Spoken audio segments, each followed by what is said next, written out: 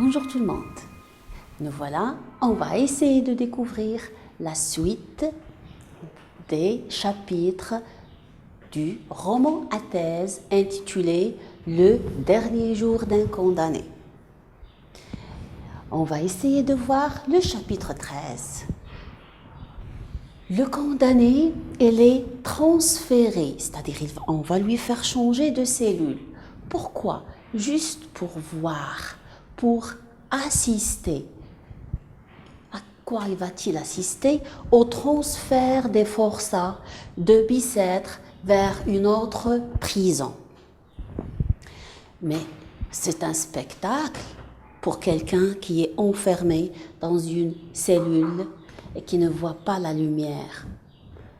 Il est là, il assiste à des scènes atroces, horribles, une grande humiliation à ces prisonniers, des coups de bâton, des injures, toutes sortes de maltraitances.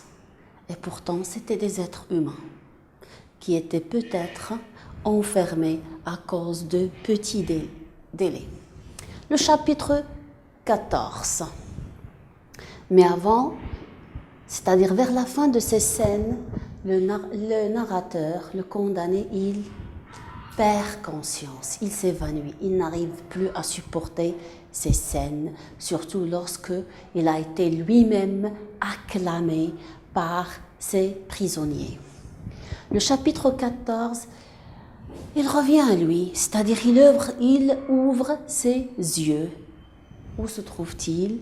Il se trouve à l'infirmerie de Bicêtre, évidemment.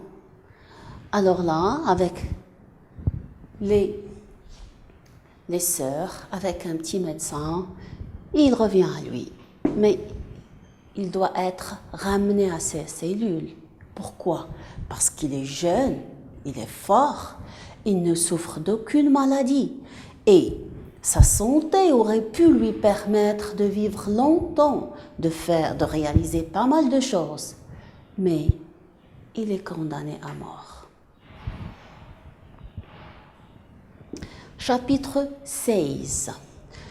Le retour à la cellule, au cachot, à l'enfermement, avec toutes les scènes auxquelles il a assisté, toutes les atrocités qu'il a vécues, toutes les peines et les douleurs qu'il a endurées. Il entend une jeune fille d'une quinzaine d'années qui est en train de chanter une chanson en argot et qui incitait et lui a fait émouvoir, il a fait encore bouleverser ses sentiments. Lui qui était déjà instable après les scènes qu'il a vécues, maintenant avec cette chanson, il est presque sans force. Le chapitre 17.